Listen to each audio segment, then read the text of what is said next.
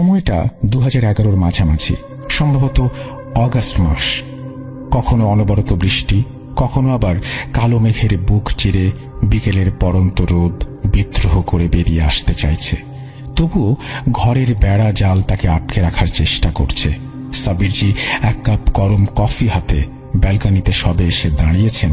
এমন সময় ব্যালকনির এক কোনায় রংবাহারি গাছের পাশে একটি নারী মূর্তি ধীরে ধীরে স্পষ্ট হয়ে উঠল। প্রায় 4 বছর পর হলেও সাব্বিরজির চিনতে মোটেও অসুবিধা হয়নি। উনি সালাম জানিয়ে সাদরে আপ্যায়ন করেন। প্রত্যুত্তরে রাবেয়া বিবিও সালাম জানিয়ে একটু ইতস্তত করছিলেন। সাব্বিরজি রাবেয়া বিবিকে একটি চেয়ারে বসতে আহ্বান করে চুপচাপ দেখছিলেন। রাবেয়া বিবিকে কেমন যেন অস্থির অস্থির দেখাচ্ছিল। কয়েক মুহূর্ত চুপ করে সাব্বিরজি নিজেই প্রশ্ন করেন, কি হয়েছে? কিছু সমস্যা? রাবেয়া বিবি আরো কয়েক মিনিট চুপ থেকে বলতে শুরু করেন তার একমাত্র বোন রেহানা বিবির কথা। বোনের সাথে তার অতীতের সম্পর্ক কেমন ছিল, এতকাল বাদে কিভাবে তার বোনের সাথে দেখা হলো এবং তিনি যে একমাত্র বোনকে আগলে রাখতে পারেননি সে কথা বলা মাত্র অনুশোচনায় দগ্ধ হয়ে কান্নায় ভেঙে পড়েন। সাব্বিরজি তাকে সান্ত্বনা দিয়ে কি হয়েছে জানতে চেয়ে আবারও বলতে অনুরোধ করেন। রাবেয়া বিবি জিয়াউদ্দিন সাহেবকে স্মরণ করেন, বলেন যে বাকি কথা ওনাদের দুজনের সামনে বলবেন। বিষয়টা সাব্বিরজির সাথে সাথে জিয়াউদ্দিন সাহেবেরও জানা দরকার। খানিক বাদে রাবেয়া বিবি পাশে থাকা অপর একটি চেয়ারে একজন পরিচিত সাদা পাঞ্জাবি পরিহিত বয়স্ক ফেরেশতার মতো মূর্তির আবির্ভাব হয়। দৃঢ় রাশভারী কণ্ঠস্বরে, আসসালামু আলাইকুম রহমতুল্লাহ, কেমন আছো রাবেয়া বিবি? সাব্বির, রাবেয়া বিবি ঠিকই বলেছে, বিষয়টা খুবই জটিল। এখানে তোমাকে কেন দরকার তা সময় হলে জানতে পারবে। আমি শুধু আমাদের জগতে এইটুকু জানতে পেরেছি যে রেহানা বিবির ভীষণ বড় বিপদ। তবে কি করে সে এর মধ্যে জড়িয়ে পড়ল তা এখনো বুঝতে পারিনি। কেবল রাবেয়া বিবি এখন আলোকপাত করতে পারবে। প্রত্যুত্তরে সাব্বিরজি ও রাবেয়া বিবি সালাম জানান। এরপর রাবেয়া বিবি আবারও বলতে শুরু করেন, গতকালের কথা। হঠাৎই সন্ধ্যাবেলা রেহানা আমার সাথে দেখা করে। বেশ কয়েকদিন ধরে ও কিছু একটা সমস্যার মধ্য দিয়ে যাচ্ছে যা আন্দাজ করতে পারছিলাম, কিন্তু ও বরাবরই চাপা স্বভাবের, তাই নিজে থেকে না বললে জানার উপায় নেই। এতকাল বাদে দেখা হবার পর আমরা প্রায় প্রতিদিনই দেখা করতাম। রেহানা ফারুকি সাহেবের বাড়িতেই থাকত। তবে নওয়াজউদ্দিন ফারুকি ও তার স্ত্রী রোকসানা বিবি ছাড়া বাড়ির বাকি অন্যান্য সদস্যরা তার অস্তিত্ব উপলব্ধি করলেও কেউ চাক্ষুষ দেখেনি। একজন পুরুষ মানুষের সাথে একজন জিন থাকা, তা আবার নারী জিন। বিষয়টা যেমন বাড়ির কিছু সদস্য মানিয়ে নিয়েছিল, আবার কেউ কেউ মানিয়ে নিতেও পারেনি। রেহানার আতঙ্কিত মুখটা আমি ভুলতে পারছি না। শেষবার সে শুধু একটা কথাই বলেছিল, আপা, ফারুকি সাহেবদের অনেক বড় বিপদ। একজন শয়তান ইবলিশ জিন তাদের পরিবারের পেছনে লেগেছে। আমি কোনো মতেই তার মোকাবেলা করতে পারছি না। সেই জিনের নাম মকরান। আপা, তুমি একটু সাহায্য করো। এই বলে হঠাৎই সে অন্ধকারে মিলিয়ে যায়। তারপর থেকে আমার মনটা মোটেও শান্ত হচ্ছে না, আর কোনোভাবেই রেহানা বিবির সাথে যোগাযোগ করে উঠতে পারছি না। তাই তোমাদের সাহায্য অতি আবশ্যক। তোমাদের মনে প্রশ্ন জাগতে পারে যে কিভাবে রেহানা বিবি এত মানুষ থাকতে নওয়াজউদ্দিন ফারুকির সাথে জড়িয়ে পড়ল। এখন আসি সেই প্রসঙ্গে। 3 বছর আগে আমারও একই প্রশ্ন ছিল। উত্তরে রেহানা বলেছিল, প্রায় বছর 30 আগে নওয়াজউদ্দিন ফারুকি সাহেবের সাথে আমার আলাপ। তখন ফারুকি সাহেব ওই বছর 5 ছোট্ট নওয়াজ। তখন তারা সুলতানপুরের কাছে মৌলানাপুরে একটি গ্রামে থাকত। ওইখানে তাদের পৈতৃক ভিটে। ফারুকি সাহেবের পূর্বপুরুষেরা এককালে অত্র এলাকার জমিদার ছিল। শুনেছি নবাব সাদ্দাত আলী খানের দরবারে ফারুকি সাহেবের পূর্বপুরুষদের একটা বিশেষ স্থান থাকলেও সাধারণ গ্রামবাসীদের মধ্যে নাকি অত্যাচারী জমিদার হিসেবে কুখ্যাতি ছিল। তবে বর্তমানে পরিস্থিতি বদলে গেছে। এখন নওয়াজউদ্দিন সাহেব খুবই সৎ ধর্মপ্রাণ ব্যক্তি, প্রায়শই দান সদকা করেন। যাই হোক, এখন আসি কেমন করে আলাপ হলো। 5 বছরের ছোট্ট নওয়াজ প্রায় প্রতিদিনই গোমতী নদীর তীরে বিকেলে একা একা খেলতে আসত। সেখানেই আমাদের প্রথম আলাপ। আগেই বলেছি, গ্রামবাসীরা ফারুকি পরিবারকে খুব একটা পছন্দ করত না। তার রেশ এখনো ওই এলাকায় বর্তমান, তাই কেউ খুব একটা তাদের সাথে মিশত না। ফলে খেলার সাথীও তেমন কেউ ছিল না। আমি ওনার প্রথম খেলার সাথী। নওয়াজ সাহেবের বাংলোটা গ্রাম, লোকবসতি থেকে কিছুটা দূরে নিরিবিলিতে গোমতী নদীর পাড়ে অবস্থিত। বাড়িতে লোকজন বলতে ওনার আম্মা সহ জনা ৩-৪ কাজের লোক ও একজন ড্রাইভার। এখানে বলে রাখি, সেই সময় নওয়াজউদ্দিন সাহেবের আব্বা রিয়াজউদ্দিন সাহেব দ্বিতীয় স্ত্রীকে নিয়ে লখনৌতে থাকতেন। তাদের ব্যবসা আদি সমস্ত লখনৌতে। সংসারে 2 স্ত্রী থাকা সত্ত্বেও কোনো অশান্তি ছিল না। সপ্তাহে অন্তত 2 দিন দ্বিতীয় স্ত্রী সহ রিয়াজউদ্দিন সাহেব গ্রামের বাড়িতে এসে সপরিবারে থাকতেন। একদিন কোনো এক কারণে সেই এলাকা দিয়ে যাওয়ার সময় হঠাৎই নজরে পড়ে বছর 5 একটি ফুটফুটে বাচ্চা ছেলে নদীর চরে একা একা পালি নিয়ে খেলছে। দেখে কেমন একটা মায়া লাগলো। তুমি তো জানো আপা, সাধারণ নিরীহ মানুষের প্রতি চিরকাল আমার একটা টান অনুভব করি, কিন্তু আসল রূপে তো তার কাছে যাওয়া সম্ভব না। তাই তারই বয়সী একটা বাচ্চা মেয়ের রূপ নিয়ে তার সামনে যাই। প্রথমটায় সে একটু অবাক হয়, তারপর আমি তার সাথে খেলতে চাইলে সে রাজি হয়ে যায়। এরপর থেকে প্রতিদিন আমরা একসাথে খেলাধুলা করতাম। ধীরে ধীরে একটা টান অনুভব করি এবং সেখানেই থেকে যাই। বেশ কিছুদিন কেটে যাওয়ার পর বিষয়টা বোধহয় নওয়াজউদ্দিন সাহেবের মা খেয়াল করেন। আসলে আমি শুধু নওয়াজউদ্দিন সাহেবকে দেখা দিতাম। তার আম্মা ভীষণ দুশ্চিন্তায় পড়ে যান। তিনি দেখতেন নওয়াজ সাহেব একা একাই কারোর সাথে কথা বলছেন, খেলছেন। এমনিতে নিরিবিলি এলাকা, পাশে রিয়াজউদ্দিন সাহেবদের পুরনো কবরস্থান, তাই ভেবেছিলেন হয়তো কোনো জিনের নজরে পড়েছে। রিয়াজউদ্দিন সাহেব গ্রামের বাড়িতে এলে তাকে সবকিছু জানানো হয়। সেই মতো উনি সুলতানপুর থেকে একজন বড় মাপের আলেম হুজুরকে নিয়ে আসেন। সেদিন আমি বেজির রূপে বাগানের আশেপাশে ঘুরে নজর রাখছিলাম। দেখলাম হুজুর আবে জমজমের পানি ছিটিয়ে কিছু তদবির করে সূরা পড়ে ছোট্ট নওয়াজকে ফু দিলেন। এরপর আরো কিছু সূরা পড়ে বাড়ির চারপাশের সীমানায় কিছু সাদা পাউডারের মতো ছড়াতে ছড়াতে বাগানের কাছে এসে থমকে যান। আমি তখন বেজি রূপে হাত 10 মতো দূরে এদিক ওদিক ছুটাছুটি করছি। উনি একজন পাক ধর্মপ্রাণ আলেম। জানতাম উনি আমায় দেখে চিনতে পেরেছেন। সঙ্গে সঙ্গে হুজুর সূরা পড়া বন্ধ করে তদবির থামান। রিয়াজউদ্দিন সাহেব হঠাৎ হুজুরকে থেমে যেতে দেখে জিজ্ঞেস করেন কি হয়েছে। জিজ্ঞেস করতে আলেম হুজুর বলেন, ফারুকী সাহেব, চিন্তা করবেন না। যে আপনার সন্তানের আশেপাশে ঘুরে বেড়ায় সে তার, এমনকি আপনার পরিবারের কারো কোনো ক্ষতি করবে না। উপরন্তু সে থাকলে আপনাদের ওপর কোনো বিপদ আসবে না ইনশাল্লাহ। এমনিতেই এলাকাটা শুনশান। অতীতে এই ভূমিতেই কত কিছু ঘটে গেছে তার সাক্ষী আপনার পূর্বপুরুষেরা। সে সমস্ত ঘটনা তো আপনি জানেন। আমার পরিবারের পূর্বপুরুষদের নেকদিল প্রচেষ্টায় সেই ইতিহাস আজ চাপা। তাই আমি বলছি, চিন্তার কোনো কারণ নেই। যেরকম চলছে চলতে দিন, এতে আপনার সন্তান সুরক্ষিত থাকবে। আর একটা কথা, এই বাস্তুতে কোনো সাপখোপ, বেজি, বিষধর বিছা, কোনো জন্তু জানোয়ার দেখলে হুট করে তাড়াবেন না, মারতে যাবেন না। যদি তা নিজে থেকে না সরে তাহলে আমি একটা সূরা বলে যাচ্ছি, আল্লাহর নাম করে সেটি পাঠ করবেন। আর কিছু করার দরকার নেই, সব ঠিক হয়ে যাবে ইনশাআল্লাহ। এই বলে আলেম হুজুর সালাম জানিয়ে ফিরে যান। যাওয়ার সময় বাগানের পাশে কয়েক মুহূর্ত দাঁড়িয়ে আমার দিকে তাকিয়ে আল্লাহর নাম নিয়ে মৃদু হেসে চলে যান। হুজুর চলে গেলে বাড়ির সকলে কিছুটা স্বাভাবিক হলেও রিয়াজউদ্দিন সাহেবের ছোট স্ত্রী ফাতেমা বিবি মোটেও তাতে খুশি হলেন না। ওনার বক্তব্য, বাড়ির একমাত্র ছেলের ওপর জিনের নজর পড়েছে, তা সত্ত্বেও কি করে বাড়ির সবাই এত স্বাভাবিক আচরণ করতে পারে। এমনকি নওয়াজ সাহেবের আপন আম্মাকেও চুপ থাকতে দেখে ফাতেমা বিবি ভীষণ অবাক হয়ে বলেন, আপা, মাফ করবেন, পেটে ধরলেই তো কি হয়েছে? নাসরিনের মতো নওয়াজও আমার সন্তান। আমি চাই নওয়াজ লখনৌতে এসে থাকুক, পড়াশোনা করুক, গ্রামে আর থাকতে হবে না। কোন জিনের নজরে পড়েছে কে জানে। ও হ্যাঁ, এখানে বলে রাখি, নাসরিন রিয়াজউদ্দিন সাহেবের দ্বিতীয় পক্ষের কন্যা সন্তান। তখন তার বয়স ওই বছর 1.5 মতো হবে। যাই হোক, ফাতেমা বিবির কথায় নওয়াজ সাহেবের আম্মা, এমনকি রিয়াজউদ্দিন সাহেবও রাজি হন না। নওয়াজ সাহেবের প্রাথমিক শিক্ষার পাশাপাশি মাদ্রাসায় তালিম সবই সুলতানপুরে চলছিল। তাই তাদের বক্তব্য, ছেলে আপাতত এখানেই থাকবে, পরে বড় হলে তখন উচ্চ শিক্ষার জন্য না হয় লখনউ যাবে। এতে ফাতেমা বিবি অসন্তুষ্ট হলেও এই বাড়িতে রিয়াজউদ্দিন সাহেবের ওপর কেউ কথা বলে না। এরপর প্রায় 1 মাস কেটে যায়। রাগ করে কিনা জানি না, রিয়াজউদ্দিন সাহেব সপ্তাহান্তে গ্রামের বাড়ি এলেও ফাতেমা বিবি আসতেন না।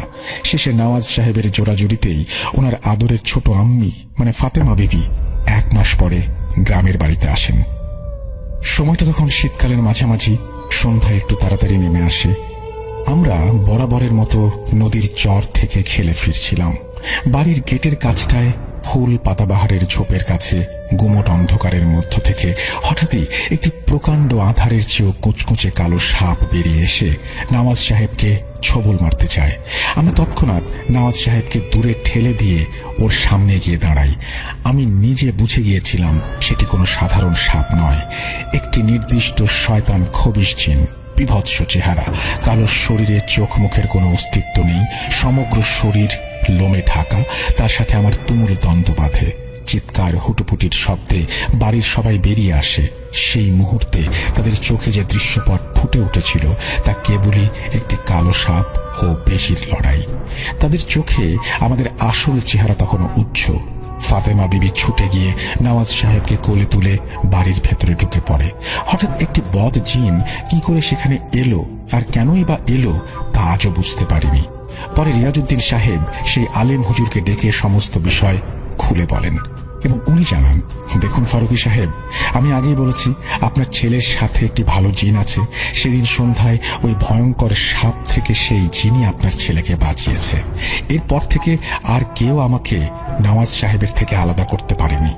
কেবল ফাতেমা বিবির তা পছন্দ ছিল না।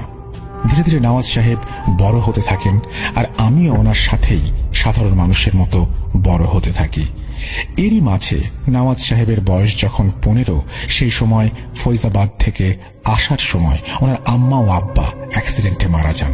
তারপর থেকে নওয়াজ সাহেব ছোট আম্মি ফাতেমা বিবি ও বোন নাসরিনের সাথে লখনউ এসে থাকতে শুরু করেন। ফাতেমা বিবি ছেলে বড় না হওয়া পর্যন্ত ব্যবসার হাল নিজেই ধরেন। আমিও সবার অলক্ষ্যে লখনউ পৌঁছাই, কেবল নওয়াজ সাহেব তা জানতেন। এরপর কালক্রমে নওয়াজ সাহেব বড় হন। 2006 সালে আজমগড়ের এক সম্ভ্রান্ত কুরেশি পরিবারের এক মেয়ে রোকসানা কুরেশির সাথে তার নিকাহ হয়। এটুকুই রেহানা বলেছিল। রাবেয়া বিবি একটা দীর্ঘশ্বাস ফেলে আবারও বলেন, তারপর থেকে বিগত 3 বছর সবকিছু স্বাভাবিকই ছিল। এরপর গতকালই আচমকা রেহানা এই সব বলে। আমি চাই সাব্বির তুমি লখনউ এসো এবং নওয়াজউদ্দিন ফারুকীর বাড়ি গিয়ে তোমার মতো করে বিষয়টা একটু দেখো। জিয়াউদ্দিন সাহেব আমরা কেউই সশরীরে সেখানে গিয়ে দেখা করতে পারবো না, তাই তোমাকে আবশ্যক। আমার আন্দাজ নিশ্চয়ই কিছু একটা গভীর ষড়যন্ত্রের মধ্যে আছে। খেয়াল করো 30 বছর আগে সেই আলেম হুজুর রিয়াজউদ্দিন সাহেবকে কি বলেছিল? নিশ্চয়ই কিছু একটা রহস্য লুকিয়ে আছে। আর কে এই মকরান যাকে রেহানা বিবি পর্যন্ত হারাতে পারেনি? এই বলে রাবেয়া বিবি থামেন। জিয়াউদ্দিন সাহেবও গম্ভীর স্বরে সম্মতি জানান। কিন্তু আচমকা একজন অচেনা লোকের বাড়ি কিভাবে যাওয়া যায়? সাব্বিরজিকে চিন্তিত দেখে জিয়াউদ্দিন সাহেব বলেন, কে বলেছে সাব্বির তুমি একা যাবে? তুমি বরং ফরহান সাহেব ও তোমার পরিচিত সেই ইমাম সাহেবকে সঙ্গে নিও। 2007 সালে রাবেয়া বিবিকে উদ্ধার করা, ফরহান সাহেবের একমাত্র ছেলেকে বাঁচানো, তারা বিষয়টা শুনলে আশা করি না করবেন না। তুমি কালই লখনউ রওনা দাও। আমি রাবেয়া বিবি বরং সন্ধান লাগাই কে এই মকরান। এই বলে জিয়াউদ্দিন সাহেব ও রাবেয়া বিবি অদৃশ্য হলেন।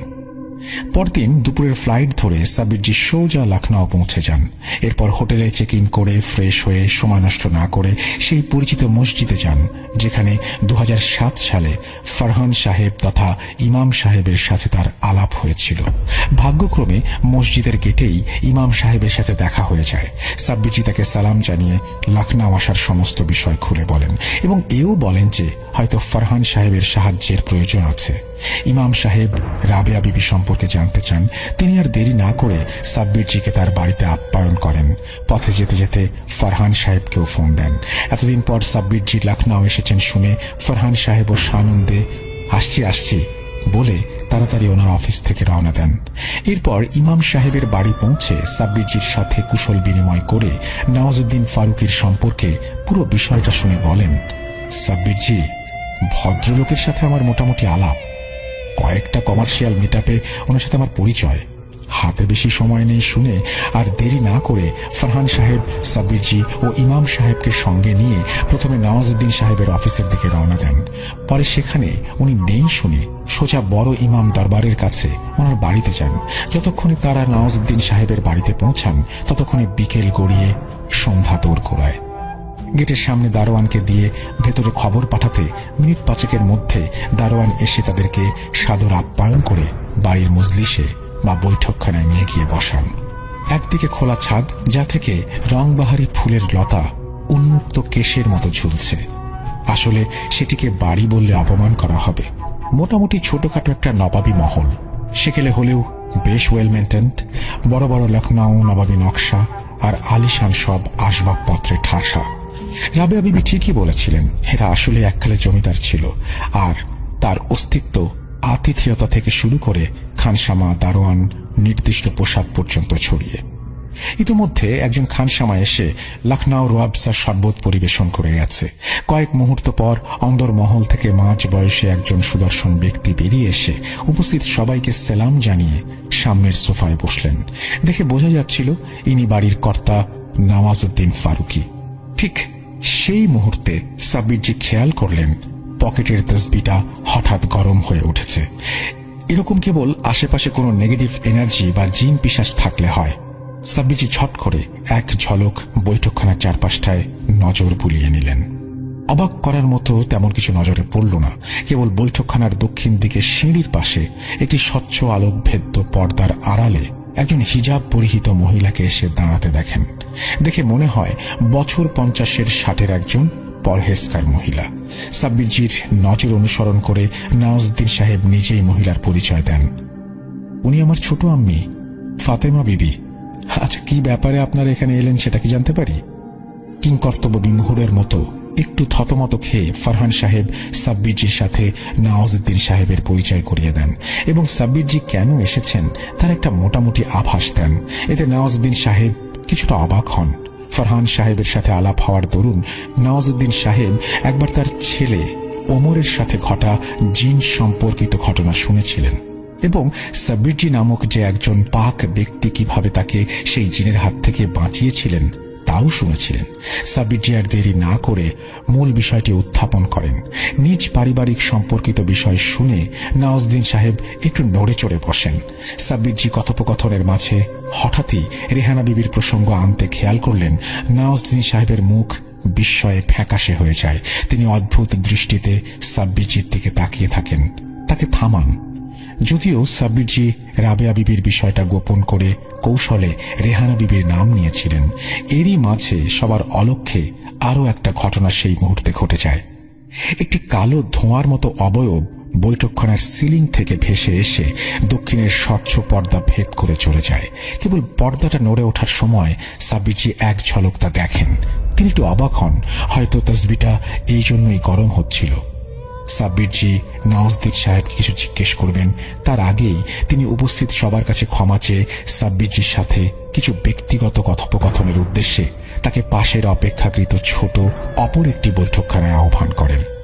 ইমাম সাহেব ও ফরহান সাহেব পরিস্থিতির গম্ভীরতা অনুধাবন করে ঘাড় নেড়ে সৌজন্যমূলক সম্মতি জানান।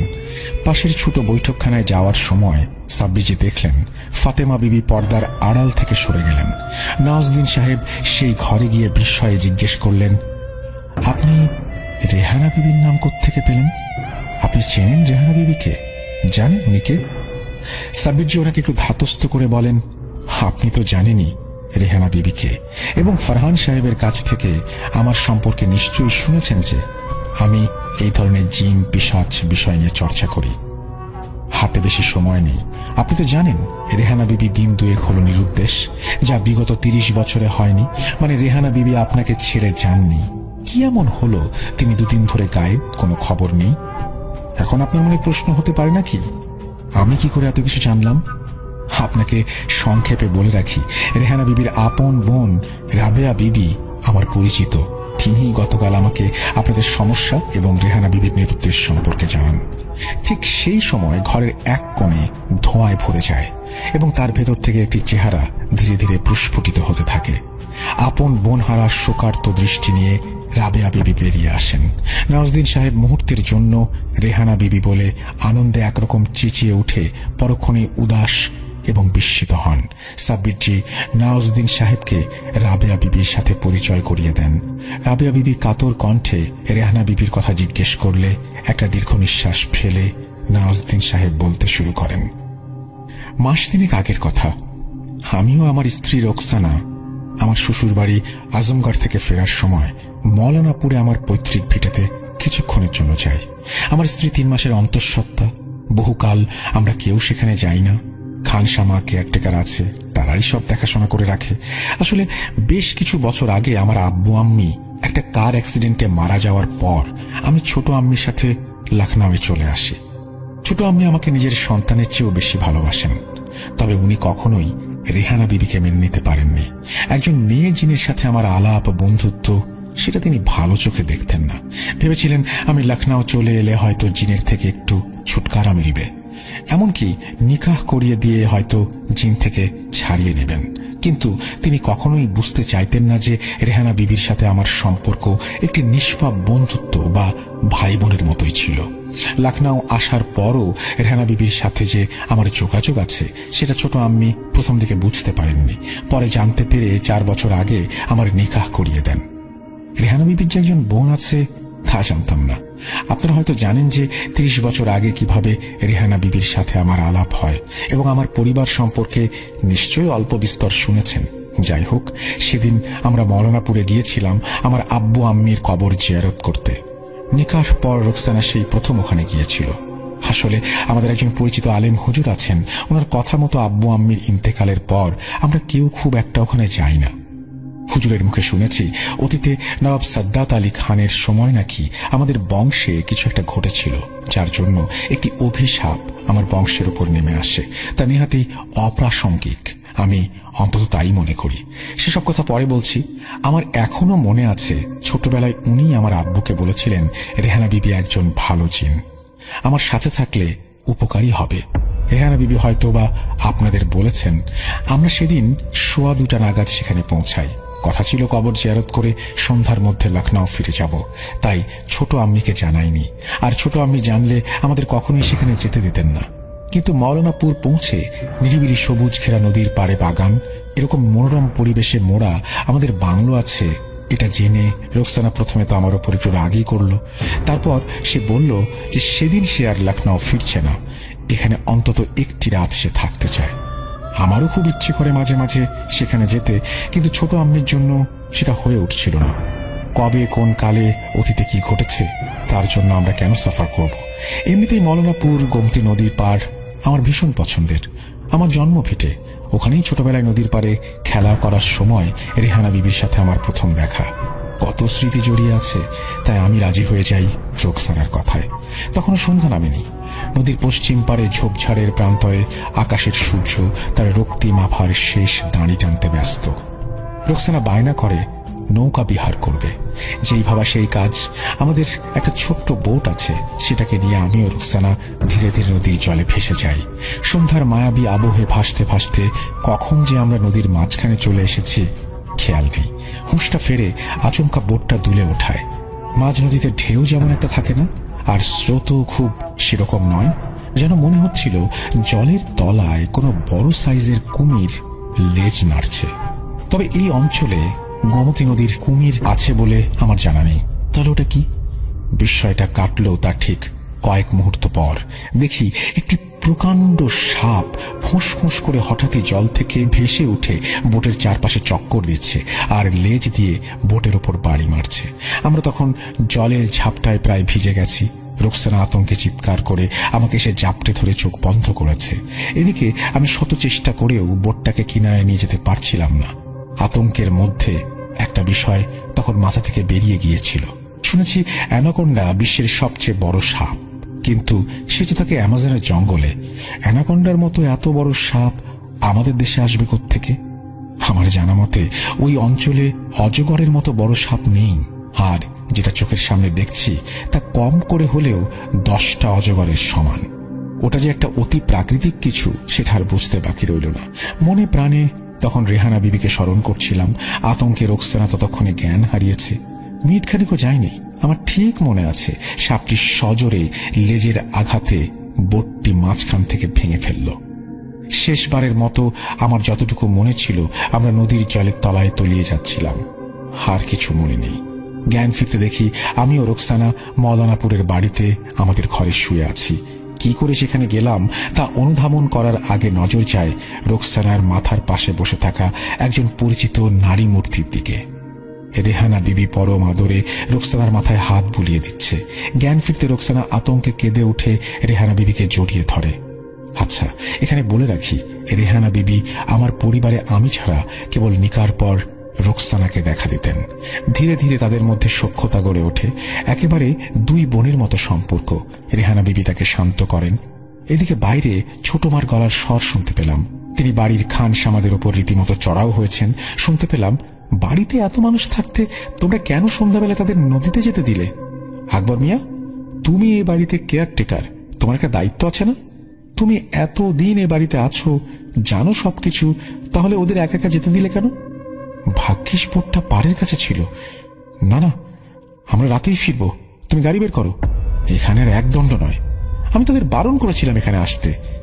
দেখি ছেলে মেয়ে দুটোর জ্ঞান ফিরল কিনা।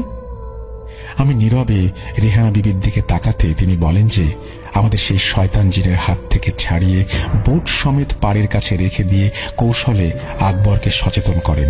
তখন আকবর মিয়া এসে নদীর পাড়ে বোটের মধ্যে আমাদের অচৈতন্য অবস্থায় পড়ে থাকতে দেখে খানসা আমাদের ডেকে ধরাধরি করে নিয়ে আসে এবং এখানে এসে শুইয়ে দেয়।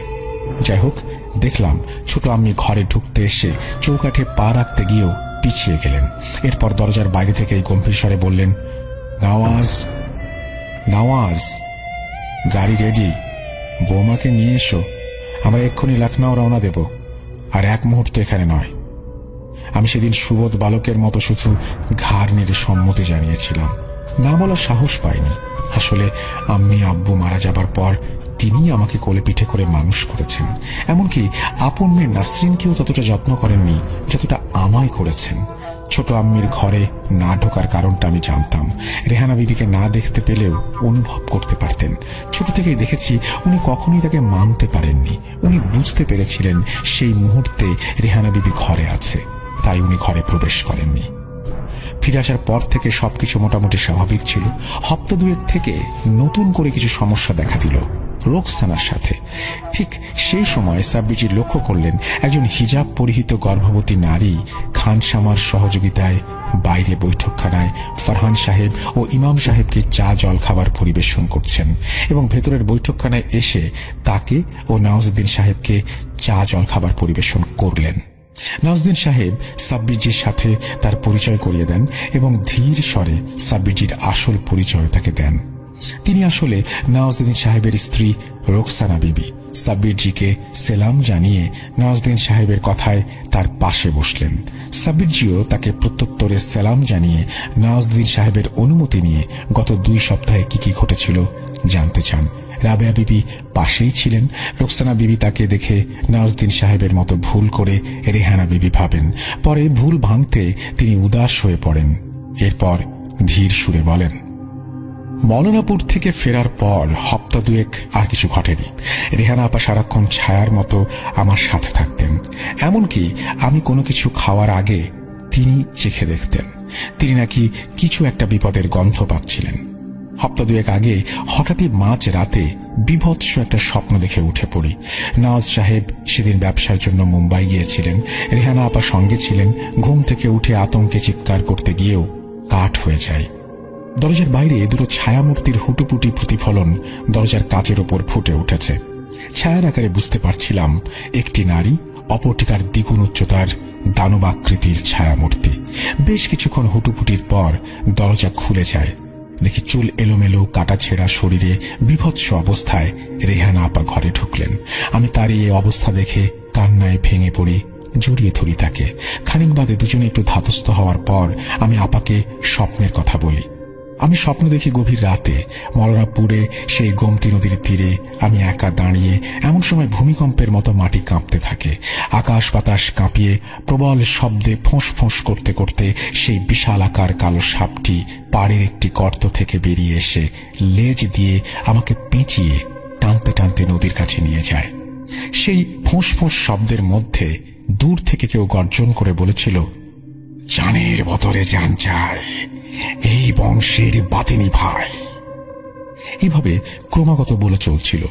মাঝ নদীতে যখন আমি জলে হাবুডুবু খাচ্ছি, ঠিক তখনই অনুভব করলাম সাপটা মাথা ঘুরিয়ে সোজা আমার পেটে কামড় বসায়। আর তখনই আমি চিৎকার দিয়ে উঠি। এরপর থেকে আমি স্বপ্নটা দেখতে শুরু করলাম। রেহানা আপা ভীষণ চিন্তায় পড়ে যান।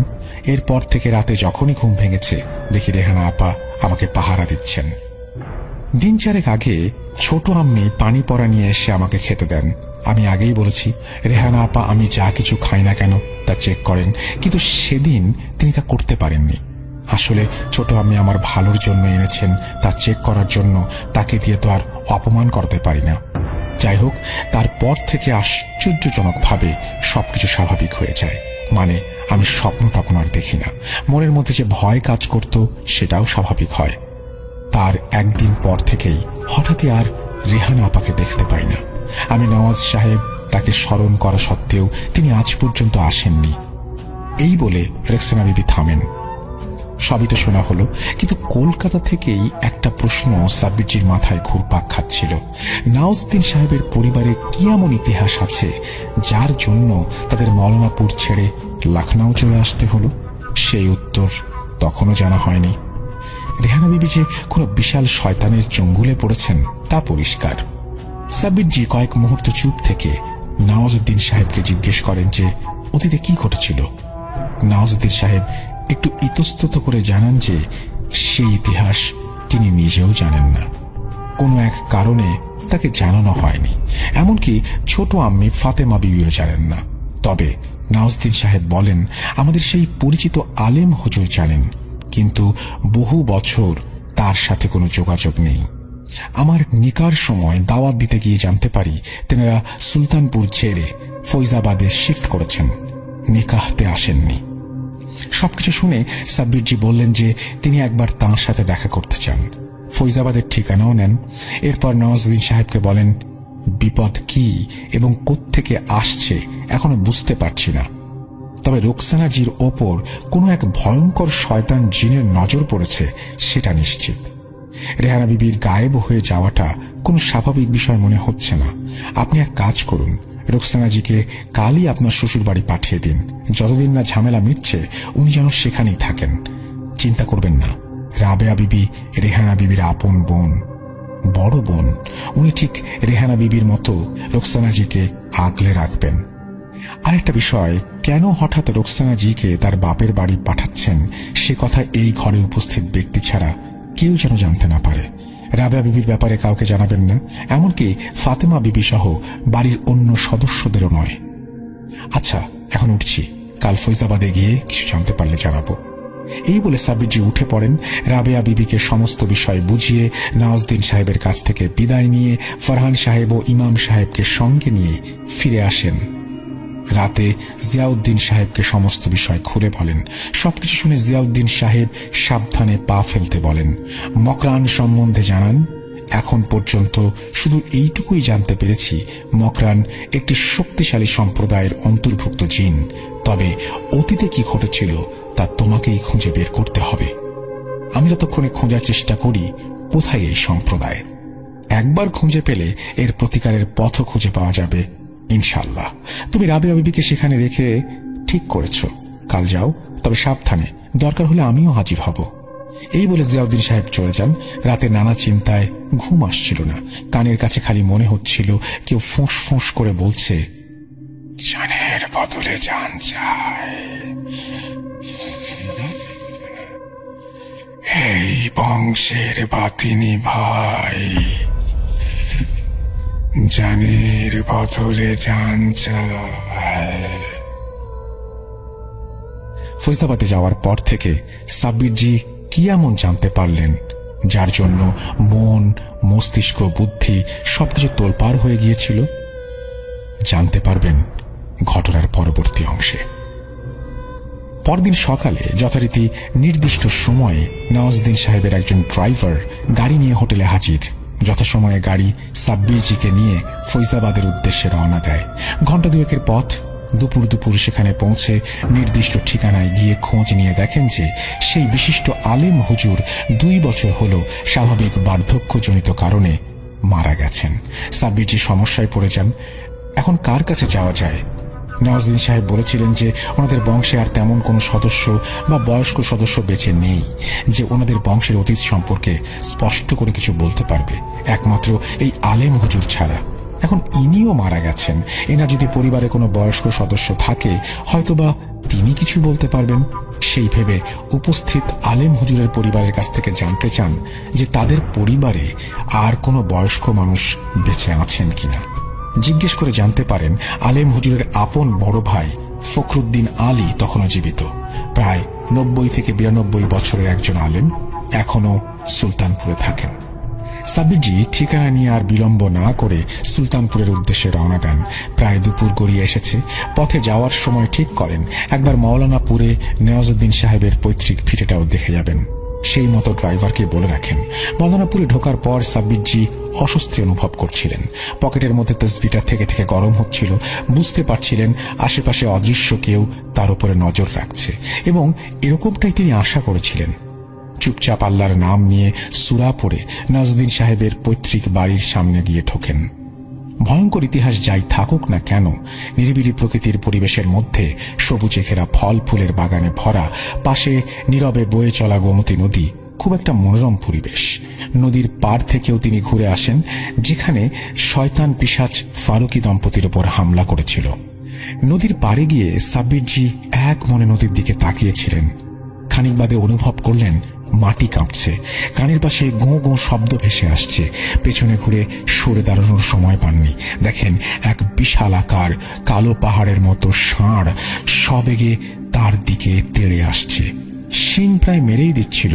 সাব্বিরজি কোনো রকমে পাশে ছিটকে নিজেকে বাঁচান। বুঝতে পারছিলেন ওটা কোনো সাধারণ ষাঁড় নয়, আকারে প্রায় হাতির সমান উঁচু, চোখ জোড়া যেন আগুনের গোলা।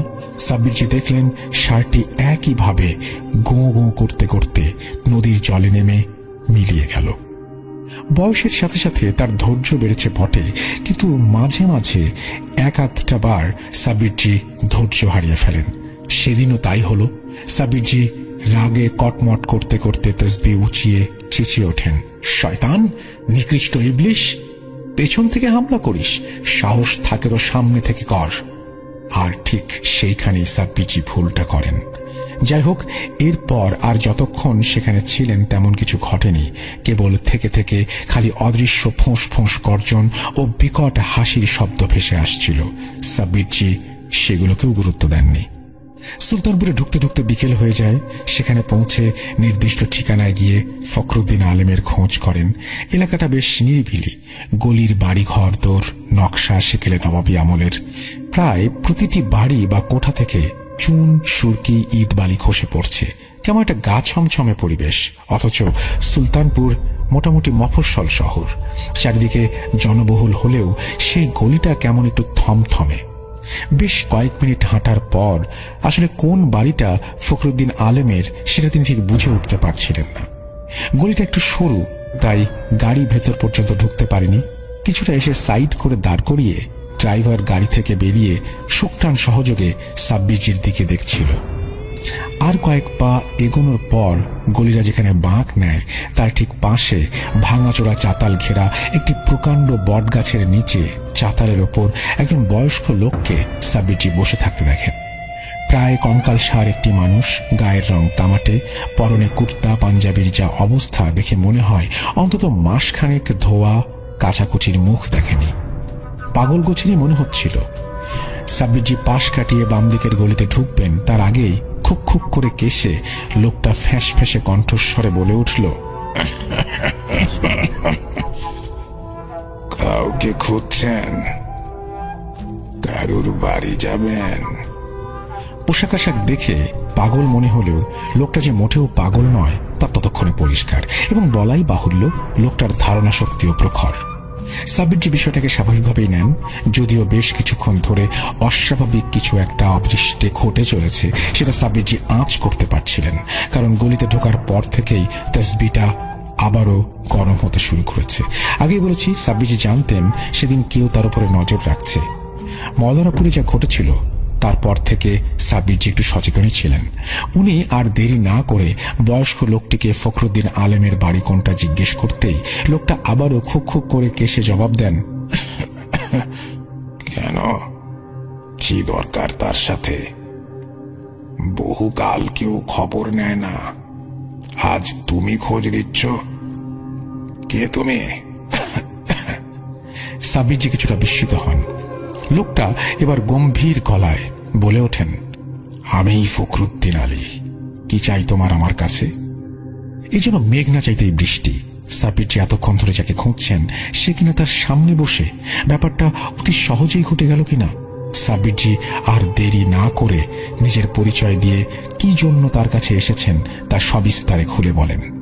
ফখরুদ্দিন আলেম নওয়াজউদ্দিন সাহেবের কথা শুনেই খিঁচিয়ে ওঠেন। চোখে মুখে শত সহস্র বছরের রাগ ক্ষোভের বলিরেখা ফুটে ওঠে। সাব্বিরজি বেগতিক দেখে তাকে শান্ত করার চেষ্টা করে সেখানে তার আসার আসল কারণটা জাহির করেন। নওয়াজউদ্দিন সাহেবের পরিবারের ইতিহাস সম্পর্কে কেউ জানতে এসেছে শুনে ফখরুদ্দিন আলেম কিছুটা অবাক হন। এরপর কয়েক মুহূর্ত চুপ থেকে ধীর স্বরে বলতে শুরু করেন, কি জানতে চাও ফারুকী পরিবারের সম্বন্ধে? তাদের জঘন্য ইতিহাস তুমি কি জানো? এককালে তারা কতটা নৃশংস ছিল। নবাব সাদ্দাত আলী খানের সময়কার কথা আমার দাদাজানের মুখে শুনেছি। তখন মৌলানাপুরে একজন বিশিষ্ট ধর্মপ্রাণ জমিদারের রাজত্ব ছিল।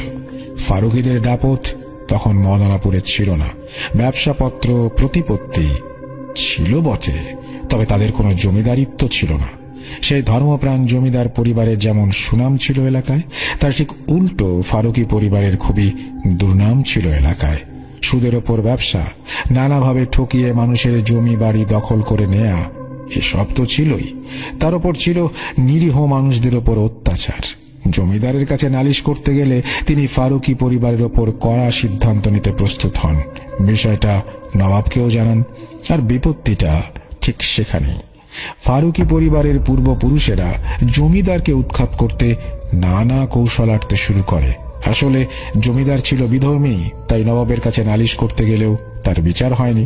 এইভাবে বেশ কয়েক বছর চলার পর যখন নালিশের পরিমাণ ধীরে ধীরে বাড়তে থাকে, তখন ফারুকী পরিবারের পূর্বপুরুষেরা একটি নৃশংস সিদ্ধান্ত নিয়ে বসে। সেই জমিদার পরিবারকে তারা সরানোর জন্য প্রস্তুতি নেয়। কিন্তু সরাসরি কিছু করতে গেলে গ্রামবাসীরা বিদ্রোহ করে উঠবে, তাই তারা একটি নিকৃষ্ট তান্ত্রিকের সাহায্য নেয়। তান্ত্রিকের কথা মতো একটি বিশেষ অমাবস্যায় শিরক কাজ করে। তৎকালীন জমিদারের একমাত্র 5 বছরের সন্তানকে শয়তানের সামনে বলি দিয়ে একটি ভয়ঙ্কর জিনকে প্রেরণ করে সেই জমিদার পরিবারকে শেষ করে দেওয়ার জন্য। এবং সেটাই ঘটে। কয়েক সপ্তাহের মধ্যেই নানাবিধ অসুখে এবং সাপের কামড়ে জমিদার পরিবার শেষ হয়ে যায়। আগেই বলেছি, ফারুকীর পরিবারের পূর্বপুরুষেরা নবাবের খুবই স্নেহভাজন ছিল। তাই গ্রামের হাল ধরতে নবাবের পৃষ্ঠপোষকতায় ফারুকী পরিবার এই এলাকার জমিদার হয়ে ওঠে। এখানে ক্ষান্ত হয়নি তারা। আরো প্রতিপত্তি, ক্ষমতার লোভে সেই ভয়ঙ্কর জিনকে তারা চেষ্টা করে বশে আনতে। সেই মতো আবারও তান্ত্রিককে ডাকে। তান্ত্রিকটি প্রথমে রাজি হয় না, কিন্তু কিছু টাকার লোভে শেষমেশ রাজি হয় এবং যথারীতি বিভিন্ন রকম অপতন্ত্রের দ্বারা তান্ত্রিকটি একটি পন্থা বের করে। জিনটিকে বশে আনার জন্য তান্ত্রিকের কথায় ফারুকী পরিবারের পূর্বপুরুষদের মধ্যে একজন মৌলানাপুরের গোমতী নদীর পশ্চিম পারে গিয়ে নির্দিষ্ট জায়গা থেকে একটি বিষধর সাপকে ধরে নিয়ে আসে। আসলে সাপরূপী জিনটি ছিল সেই ভয়ঙ্কর মকরান জিনের সন্তান। তাকে মন্ত্র বলে বন্দী করে মকরানকে তারা বশে আনে, তবে তা সাময়িক সময়ের জন্য। নিকৃষ্ট কার্য সিদ্ধি করে জিনটিকে দিয়ে। এভাবে বেশ কয়েক বছর কেটে যায়। স্বাভাবিক নিয়মে তান্ত্রিকটি মারা যাওয়ার পর মকরান মুক্ত হয়ে যায়। কিন্তু বিপত্তিটা ঘটে বন্দী অবস্থায় মকরানের সন্তান জিন মারা যাওয়ায়। ভয়ঙ্কর মকরান জিন রাগে ফেটে পড়ে এবং সেই কোপ ফারুকী পরিবারের ওপর এসে পড়ে। সে প্রতিজ্ঞা করে ফারুকী পরিবারকে নির্বংশ করবে। সেই মতো পরবর্তী প্রজন্মে ফারুকী পরিবারে কোনো সন্তান বেঁচে থাকতো না। জন্ম হওয়ার আগে গর্ভাবস্থায় মকরান জিন তাদের মেরে ফেলত। এইভাবে চললে নির্বংশ হয়ে যাবে ভেবে ফারুকি পরিবারের পূর্বপুরুষেরা আমাদের পরিবারের পূর্বপুরুষের সাথে যোগাযোগ করে। তখন বিশিষ্ট আলেম হিসেবে আমাদের পরিবারের বেশ পরিচিতি ছিল, তা আজও আছে। যদিও আমার পরিবার জানত ফারুকি পরিবারের নৃশংসতা সম্পর্কে, তবুও জমিদারের আদেশ অমান্য করা যাবে না। তাই আমাদের পরিবারের একজন বয়স্ক আলেম মওলানাপুরে যায় এবং বিশিষ্ট পদ্ধতিতে তদবির করে ভয়ঙ্কর মকরান জিনকে বন্দী করে তাদের পরিবারের কবরস্থানের পেছনের করে পুঁতে রাখে। তারপর থেকে ফারুকি পরিবারের আর কোনো সন্তান মারা যায়নি। শুনেছি আবারও নাকি সেই জিন মুক্ত হয়েছে এবং আবারও সে তার ধ্বংসলীলায় মেতে উঠেছে। এখন ফারুকি পরিবারের বংশকে আর কেউ বাঁচাতে পারবে না। জানের বদলে জান চাই, এই বংশের বাতিনি ভাই। এই বলে ফখরুদ্দিন আলেম থামেন।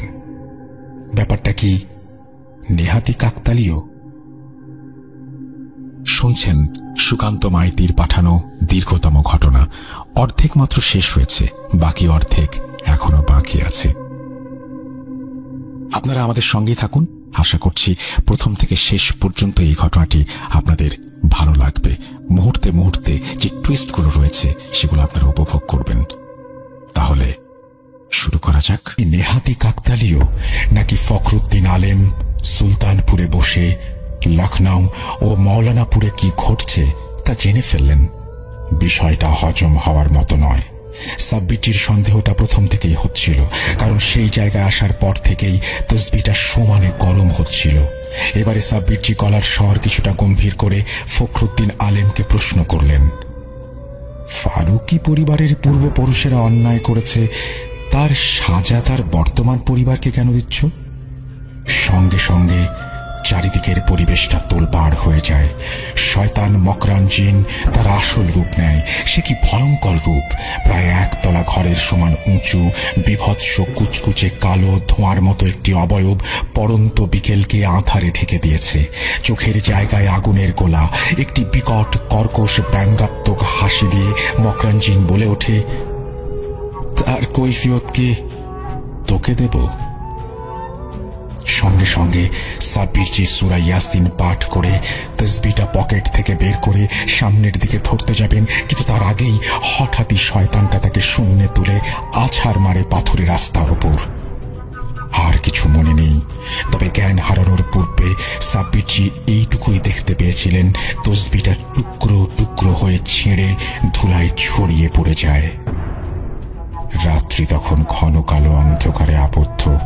অমাবস্যার নিকষ ছায়া ক্রমশ আষ্টে পৃষ্ঠে জড়িয়ে ধরছিল। সাব্বিরজি খেয়াল করলেন তিনি গোমতী নদীর পাড়ে দাঁড়িয়ে, কিন্তু এত রাতে হঠাৎ তিনি সেখানে কি করছেন, আর সেই শয়তানি জিনটাই বা কোথায়? তা বুঝে ওঠার আগেই সাব্বিরজির সামনে একটি বিভৎস দৃশ্য দেখে আতঙ্কে চিৎকার দিয়ে ওঠেন। সাব্বিরজি দেখেন বিভৎস কালো ধোঁয়ার ন্যায় অবয়বটি বিকট হাসি দিয়ে শূন্যে ভেসে ওঠে এবং তার ঠিক পাশেই একজন পরিচিত নারী মূর্তির অবয়ব ধীরে ধীরে স্পষ্ট হয়, যার গলা তখন সেই ভয়ঙ্কর জিনের হাতের মুঠোর মধ্যে। সাব্বিরজি তার আর্তনাদ শুনতে পাচ্ছিলেন, তা ক্রমশ ক্ষীণ হয়ে আসছিল। ধীরে ধীরে তার শরীরটা আগুনের স্ফুলিঙ্গে পরিণত হতে থাকে। সাব্বিরজি স্পষ্ট দেখেন যে রাবেয়া বিবি চোখ দিয়ে যেন রক্তের ধারা বইছে। সাব্বিরজি ঠায় পাথরের মূর্তির মতো দাঁড়িয়ে সেই মর্মান্তিক দৃশ্যটি দেখে যাচ্ছিলেন।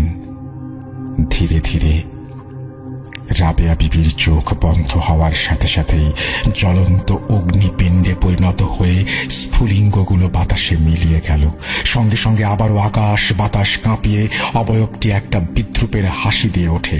এর ফলে চারিপাশের পরিবেশটা যেন কেঁপে উঠল। সাব্বিরজি আর সহ্য করতে না পেরে আল্লাহর নাম নিয়ে চিৎকার করে চোখ বন্ধ করে কান্নায় ভেঙে পড়েন। রাবেয়া বিবিকে রক্ষা করতে পারেননি বলে তিনি নিজেকে ক্ষমা করতে পারছিলেন না। ঠিক সেই সময় ঠান্ডা হাওয়ায় তার শরীরটা কেমন শিরশিরিয়ে ওঠে। চোখ খুলতেই শির দ্বারা দিয়ে যেন বরফের স্রোত বয়ে গেল। আতঙ্কে প্রায় জমে যান। কি বলবেন, কি করবেন কিছুই বুঝে উঠতে পারছিলেন না। এও কি সম্ভব? সাব্বিরজি দেখেন ভোপালের খেরো গ্রামের কাছের জঙ্গলের সেই জিনেদের গ্রামের কারুকার্য নকশা করা আশ্চর্য দরজাটা খুলে গেছে এবং তার ভেতর থেকে পরিচিত তীব্র নীল আলোক রশ্মি সহ কনকনে ঠান্ডা হাওয়া এসে গায়ের ওপর পড়ছে। এসব কি হচ্ছে তার সাথে? ঠিক সেই সময় ভেতর থেকে একটা গম্ভীর ভারী কণ্ঠস্বর সাব্বিরজিকে ডেকে ওঠে, সাব্বির, ভেতরে এসো। উত্তেজনার বশে মাথার শিরা উপশিরাগুলো এবার বোধহয় ফেটে যাবে। সাব্বিরজি আর সহ্য করতে পারছিলেন না। ঠিক সেই সময় হাতের ওপর একটা ঠান্ডা স্পর্শ অনুভব করে চমকে উঠে চোখ খুলে দেখেন তিনি হসপিটালের বেডে শুয়ে, পাশে জিয়াউদ্দিন সাহেব দাঁড়িয়ে। এসব কি হচ্ছে? কিছু জিজ্ঞেস করার আগেই জিয়াউদ্দিন সাহেব তাকে শান্ত হতে বলেন, জানান যে তিনি সব কিছু জানাবেন। তার আগে পেশেন্টের জ্ঞান ফিরেছে দেখে পাশে কর্মরত নার্স বাইরে প্রতীক্ষারত ইমাম সাহেব ফারহান সাহেবকে খবর দেন। বলাই বাহুল্য সে জিয়াউদ্দিন সাহেবকে দেখেনি এবং না দেখাটাই স্বাভাবিক। জ্ঞান ফিরেছে খবর শুনে ফারহান সাহেব এবং ইমাম সাহেব কেবিনের ভেতরে প্রবেশ করেন। ফারহান সাহেব জানান নওয়াজউদ্দিন সাহেব একটি মিটিং অ্যাটেন্ড করছেন, সেটা সেরেই তিনি আসবেন। সাব্বিরজি হতবাক হয়ে তাকাচ্ছিলেন। তিনি যে 3 দিন ধরে হসপিটালে ভর্তি তা বিশ্বাসই করতে পারছিলেন না। এটুকু নিশ্চিত একটু আগে তিনি যা দেখেছেন তা সবই স্বপ্নে, কিন্তু 3 দিন ধরে তিনি অজ্ঞান। এখানেই বা কি করে এলেন? শেষবার যেটুকু মনে আছে, সুলতানপুরের শয়তানটা তাকে শূন্যে তুলে আছাড় মেরেছিল। আসল বিষয়টা গোপন করে সাব্বিরজি জিজ্ঞেস করেন, কি হয়েছিল এবং এখানে কি করে এলেন? উত্তরে ফারহান সাহেব জানান, নওয়াজউদ্দিন সাহেবের ড্রাইভারের কাছ থেকে শোনা। 3 দিন আগে আপনি যখন ফাইজাবাদ থেকে সুলতানপুরে গিয়েছিলেন, ড্রাইভার গলির মুখে গাড়ি থামিয়ে আপনার ঠিক পেছনেই অপেক্ষা করছিল। বেশ কিছুক্ষণ ধরে আপনাকে একটি বট গাছের কাছে দাঁড়িয়ে থাকতে দেখে। এরপর হঠাৎই লক্ষ্য করে আপনি নাকি শটান পাথরের রাস্তার ওপর আছড়ে পড়ে যান। সেই দেখে ড্রাইভার সঙ্গে সঙ্গে ছুটে গিয়ে আপনাকে তুলে ধরে। মাথা কিছুটা ফেটে গিয়েছিল। সঙ্গে সঙ্গে কোনোভাবে প্রাথমিক চিকিৎসা করিয়ে নওয়াজউদ্দিন সাহেবের কথা মতো আপনাকে লখনউ নিয়ে আসা হয়। বিশিষ্ট ডাক্তারদের তত্ত্বাবধানে এই হসপিটালে আছেন। 3 দিন হুঁশ না আসার বিষয়টার চেয়ে বেশি ভাবাচ্ছিল একটু আগে স্বপ্নে যা তিনি দেখেছেন। জ্ঞান ফিরে এসেছে দেখে ডাক্তার এসে সবকিছু চেক আপ করে এবং সাব্বিরজিকে একটু রেস্ট নিতে বলে বাকি সবাইকে বাইরে যেতে বললেন। সাব্বিরজি ঠিক এটাই চেয়েছিলেন। উনি একান্তে জিয়াউদ্দিন সাহেবের সাথে কথা বলতে চাইছিলেন। সবাই বাইরে চলে গেলে জানালার কাছে সবার অলক্ষ্যে দাঁড়িয়ে থাকা জিয়াউদ্দিন সাহেব তার কাছে আসেন। সাব্বিরজি কিছু বলে ওঠার আগেই জিয়াউদ্দিন সাহেব দোয়া পড়ে তার মাথায় ফু দিয়ে হাত বুলাতে শুরু করলেন।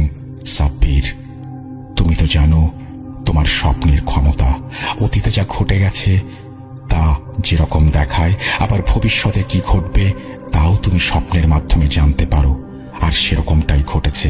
তুমি অতীতের কিছু নির্মম দৃশ্যপট যেমন দেখেছো, তেমনি ভবিষ্যতে কিছু ঘটার ইঙ্গিত পেয়েছ। জানি তোমার অবাক হওয়ার অনেক কারণ আছে। কেন তুমি স্বপ্নে হঠাৎ ভোপালের জিনেদের গ্রামের দরজাটার সামনে গেলে আর শয়তানকে সত্যিই রাবেয়া বিবিকে মেরে ফেলেছে? নিজেকে শান্ত করো, আমি সব বলছি। প্রথমত তুমি এটা মাথা থেকে বের করে দাও যে রাবেয়া বিবির কিছু হয়েছে। সে সুস্থ আছে আলহামদুলিল্লাহ। সে যেরকম রুকসানা বিবিকে পাহারা দিচ্ছে, সেরকম তাদের সুরক্ষার জন্য আমার 100 জনের পাহারাদার চীনের দল তাদের বাড়ির চারপাশে অনবরত পাহারায় আছে। তাই তাদের এত সহজে কিছু হবে না ইনশাল্লাহ। এখন তুমি স্বপ্নে কি দেখলে? আসলে খুবই দুঃখের সঙ্গে জানাচ্ছি, স্বপ্নে যাকে দেখেছ সে রাবেয়া বিবি নয়, তার আপন বোন রেহানা বিবি। প্রায় অবিকল রাবেয়া বিবির মতোই দেখতে। রাতের বেলায় ঠিক পরিষ্কার করে তুমি দেখতে পাওনি, তাই রাবেয়া বিবি ভেবে ভুল করে বসেছিলে। যা ঘটার তা ঘটে গেছে। শেষবার রাবেয়া বিবির সাথে দেখা করার পর রেহানা বিবি রাতে যখন রোকসানাকে পাহারা দিচ্ছিল, ঠিক তখনই শয়তানটা রেহানা বিবিকে আক্রমণ করে। শয়তান মকরান জিনের কাছে রেহানা বিবির ক্ষমতা অতি নগণ্য ছিল, তাই চেষ্টা করেও নিজেকে রক্ষা করতে পারেনি। শয়তানটার হাতে তার ইন্তেকাল হয়। এই শয়তান মকরান সম্পর্কে খোঁজ করতে করতে গতকালই বিষয়টা জেনেছি, তবে এখনো রাবেয়া বিবিকে জানায়নি। আগে এই সমস্যার সমাধান হোক, তারপর পরে ওকে জানাবো।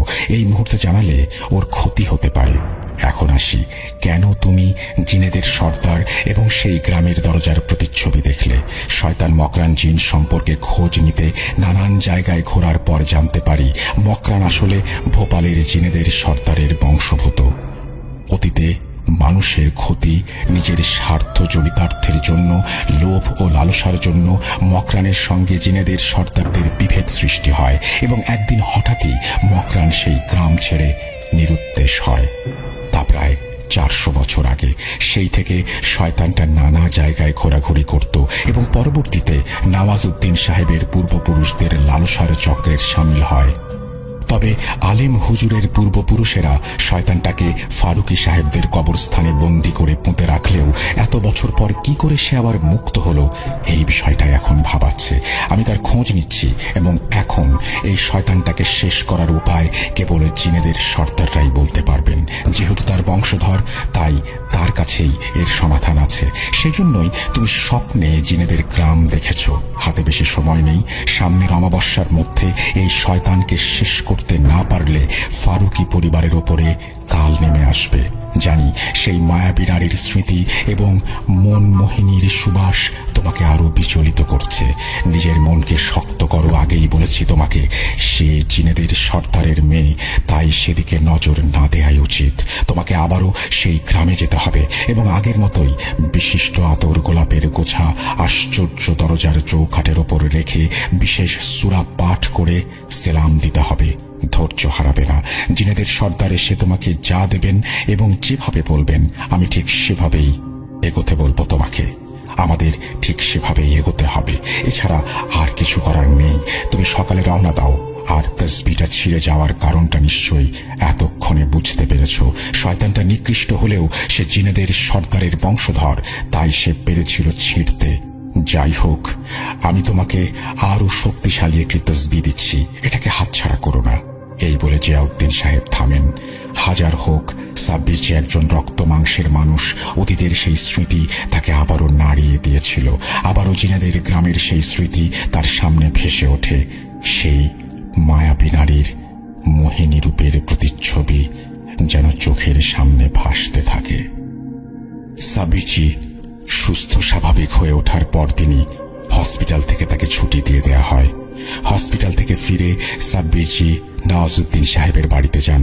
তাকে সতর্ক থাকতে বলে একটি বিশেষ জরুরি দরকারে ভোপাল যাচ্ছেন বলে বিদায় নেন।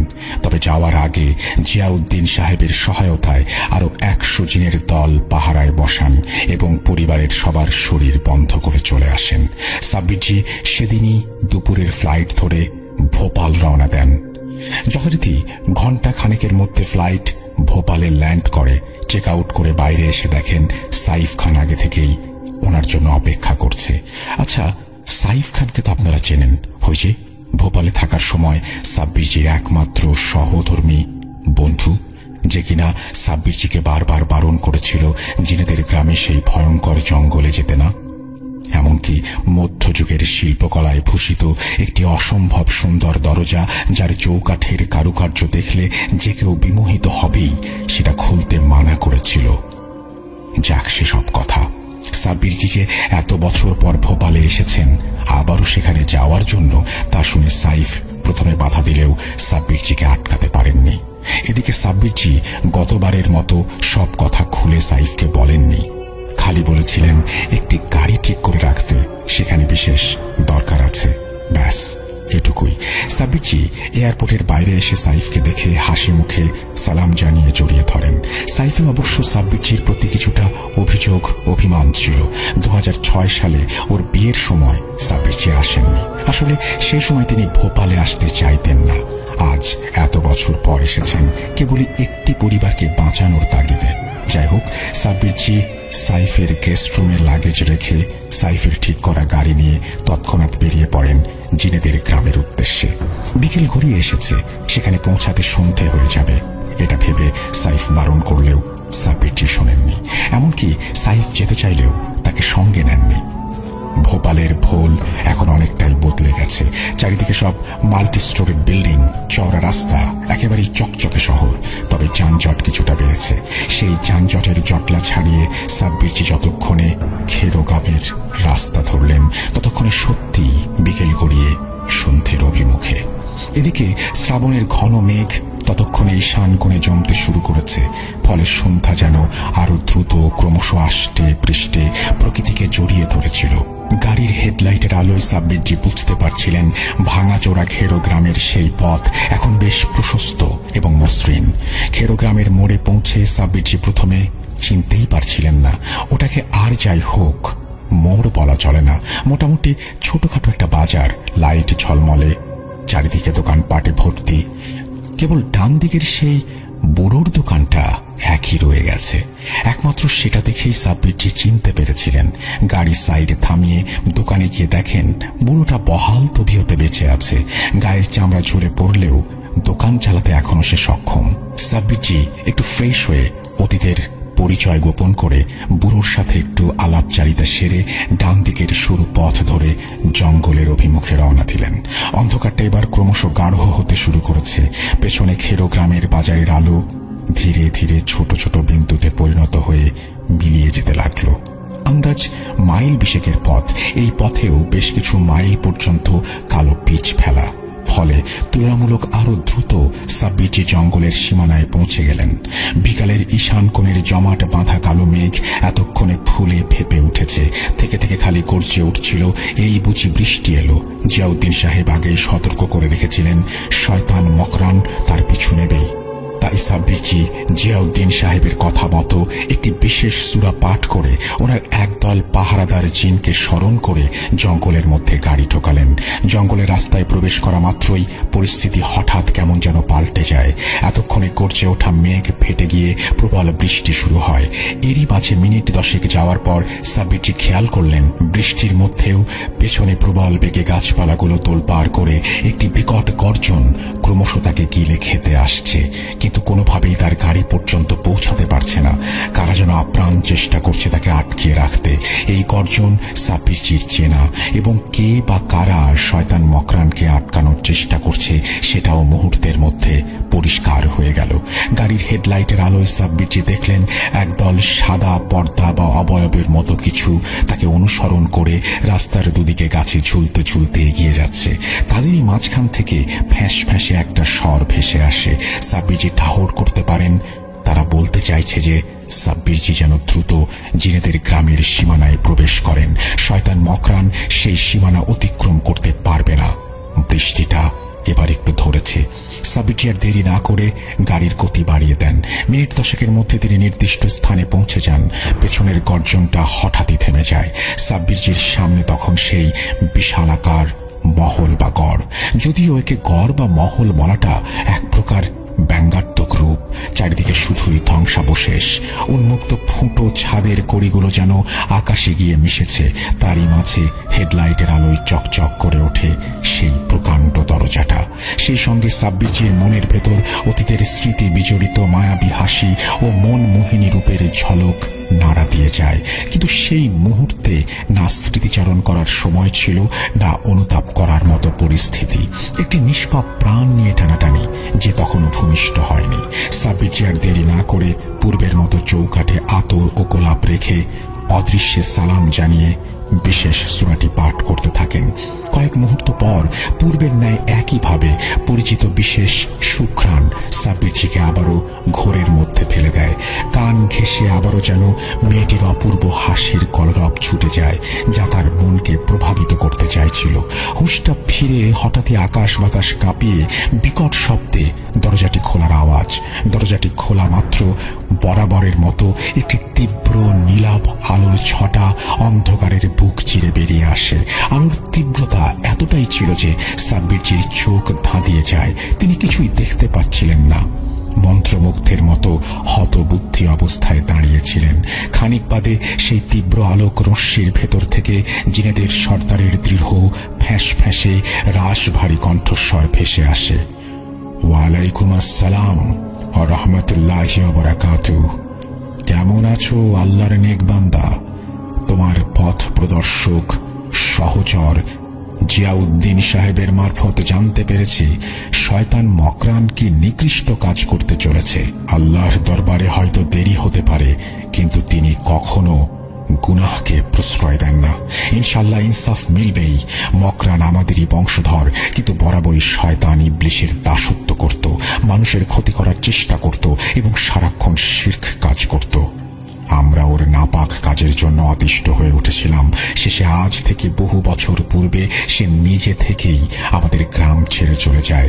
তারপর থেকে আমরা ওর সাথে কোনো যোগাযোগ করিনি, কিন্তু এবার সময় এসে গেছে ওকে দমন করার। আমি তোমাকে কিছু তদবির বলে দিচ্ছি এবং একটি বোতল সহ বিশেষ সূরা লেখা একটি কাপড় দিচ্ছি এবং একটি বিশেষ সূরা বলছি, সেটা পাঠ করতে করতে বোতল খুলবে। এরপর মকরান বোতলবন্দি হলে সূরা লেখা কাপড় জড়িয়ে যত তাড়াতাড়ি সম্ভব এখানে এসে চৌকাঠের ওপর রেখে যাবে। বাকি তদবিরগুলো কিভাবে আমলে আনতে হবে সেটা তোমার সহচরী জিন বলে দেবেন। এখন তুমি এসো, ইনশাআল্লাহ সফল হবেই। আর চিন্তা নেই, তোমার সহচর জিনের দলের সাথে আমার পাহারাদার জিনও তোমার সাথে থাকবে যতক্ষণ না তুমি মকরানকে বন্দী করছো। সুতরাং তুমি নির্বিঘ্নে যেতে পারো, পথে আর কোনো সমস্যা হবে না। আল্লাহ হাফেজ। মনে অজান্তেই চোখে এক ঝলক সেই মোহিনীরূপী মেয়েটিকে দেখার জন্য এদিক ওদিক আঁকি মুখে দেওয়ার চেষ্টা করলেও সাব্বিরজি তা দৃঢ়ভাবে দমন করে চুপচাপ সেখান থেকে চলে আসেন। পথে আর সমস্যা হয়নি। পরদিন প্রথম আওয়ারের ফ্লাইটেই লখনউ ফিরে আসেন। এয়ারপোর্টে নেমে হোটেলে না গিয়ে সাব্বিরজি সোজা নওয়াজউদ্দিন সাহেবের বাড়িতে যান। সেখানে পৌঁছে গেটের ভেতর প্রবেশ করতেই তিনি চমকে ওঠেন। পকেটের তসবিটা হঠাৎই গরম হয়ে ওঠে। সাব্বিরজি দেখেন সমগ্র বাড়ি তোলপাড় করা নওয়াজউদ্দিন সাহেব বিষণ্ণভাবে বাইরে বৈঠকখানায় বসে আছেন।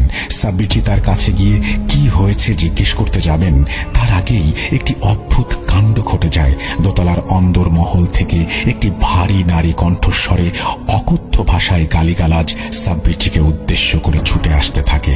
কেউ চাইছে না সাব্বিরজি সেখানে থাকুক। বিষণ্ণতা কাটিয়ে হতবাক হয়ে নওয়াজউদ্দিন সাহেব সেদিকে তাকান। কয়েক মুহূর্ত পর লজ্জিত হয়ে সাব্বিরজির কাছে ক্ষমা চেয়ে পাশের একটি সোফায় বসতে বলে এক এক করে যাবৎ কি ঘটেছে তা বলতে শুরু করেন। আপনি চলে যাওয়ার পর রোকসানার ফোন আসে। ওর শরীরটা তেমন ঠিক লাগছিল না বলে আমি সেখানে যাই। রাতে আর ফিরিনি। সকালে ফিরে দেখি এই কাণ্ড। সারা বাড়ি লণ্ডভণ্ড, চারিদিকে ময়লা আবর্জনা ছড়ানো। খানসামারা ভীত সন্ত্রস্ত অবস্থায় যে যার মতো প্রাণ নিয়ে পালিয়েছে। দুই একজন বিশ্বস্ত যারা ছিল তারা কোনো রকমে সিকিউরিটির ঘরে গিয়ে আশ্রয় নিয়েছে। এত কিছুর মাঝেই ছোট আম্মি কোথায় জিজ্ঞেস করতে আসল কারণটা জানতে পারি। একজন বিশ্বস্ত খানসামা জানায় রাত প্রায় 11:15 নাগাদ হঠাৎই ছোট আম্মির ঘর থেকে বিকট চিৎকার ভেসে আসে। সবাই ছুটে গিয়ে সেখানে গিয়ে দেখে দরজাটা ভেতর থেকে বন্ধ। বাইরে থেকে কোনো মতেই খোলা যাচ্ছিল না। খানিক বাদে দরজা আপনা থেকেই খুলে যায়। ভেতর ঢুকেই সবাই আতঙ্কে শিউরে ওঠে। দেখে ছোট আম্মি খাটের ওপর বসে ফোঁস ফোঁস করছে। তার চুলগুলো এলোমেলো, চোখ জোড়া রক্ত জবার মতো লাল। মনে দেখাই যাচ্ছিল না। খাট ভর্তি আবর্জনা, বিভৎস দেখাচ্ছিল। আর সেই রূপ দেখে সবাই আতঙ্কে যার মতো ছুটে পালাতে যাবে, ঠিক সেই সময় বাড়ির সমস্ত আসবাবপত্র শূন্যে আকাশে ভেসে ওঠে ধপধপ করে, তারপর নিচে পড়ে চুরমার হয়ে যায়। সেই সঙ্গে বৈঠকখানার খোলা ছাদ থেকে নাকি ময়লা আবর্জনা ছুটে আসতে থাকে ঘরের ভেতর। অতি প্রাকৃতিক সেই দৃশ্য দেখে কয়েকজন খানসামা দারোয়ান সেই রাতেই প্রাণ নিয়ে পালায়। যে দুই একজন বিশ্বস্ত বয়স্ক পুরনো খানসামা ছিল তারা কোনো রকমে সিকিউরিটির ঘরে গিয়ে আশ্রয় নেয়। তাদের কথা শুনে তাড়াতাড়ি দোতলায় গিয়ে দেখি দরজা আবারও বন্ধ। ধাক্কা ধাক্কির পরেও কোনো মতেই ছোট আম্মি দরজা খুলছিলেন না। শেষে হতাশ হয়ে এখানে এসে বসেছি। আর কিছুক্ষণ পরে আপনি এলেন। কিন্তু একটা বিষয় এখনো বুঝতে পারলাম না, অন্দরমহলের জানালা বন্ধ।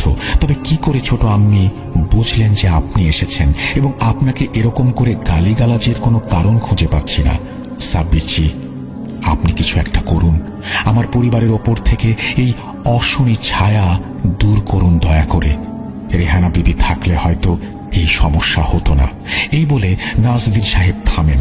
এবার দোতলার ঘর থেকে নারী পুরুষ মিশ্রিত ফ্যাঁস ফ্যাঁসে গম্ভীর কণ্ঠস্বরের সাথে একটি পরিচিত অট্টহাসি ও গর্জনের শব্দ ভেসে আসে। ঠিক তারপর মুহূর্তেই আকাশ বাতাস কাঁপিয়ে আরও একটি পরিচিত গর্জন সমস্ত বাড়িটাকে যেন কাঁপিয়ে দিল।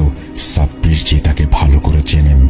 মানুষের মতো দেখতে হলেও লম্বায় মানুষের চেয়ে অন্তত হাত তিনেক বেশি লম্বা, যার চোখ ধক ধক করে আগুনের ভাঁটার মতো, শরীরে যার দীর্ঘকায় পশম, জিনেদের সর্দারের পাহারাদার দৈত্যকায় জিন। তবে সেই মুহূর্তে তাকে দেখতে পাওয়া যাচ্ছিল না, কেবলই গর্জন ভেসে আসছিল। চমৎকারটা ঘটল ঠিক তারপরেই। সেই গর্জন দোতলার দিকে এগোনোর সাথেই অন্দরমহলের ভেতর থেকে ভেসে আসা অট্টহাসি ও গর্জন থেমে যায়। এসব কিছু দেখে নওয়াজউদ্দিন সাহেব রীতিমতো ঘাবড়ে গিয়েছিলেন। সাব্বিরজি তাকে শান্ত থাকতে বলেন। চিন্তার কোনো কারণ নেই, ইনশাল্লাহ সবকিছু ঠিক হয়ে যাবে, একটু ধৈর্য রাখুন। আমি এখন আসছি, মাগরিবের আজানের পর আবার আসব এবং ইনশাল্লাহ যা তদবির করার করব, কিন্তু তার আগে কেউ যেন ফাতেমা বিবিকে ঘর থেকে বাইরে বের না করে। আর বাড়িতে নিশ্চয়ই আবে জমজমের পানি আছে, খানসামাদের বলবেন বাড়ি পরিষ্কার করে সেই পানি ছিটিয়ে দিতে। এই বলে সাব্বিরজি সেখান থেকে চলে যান।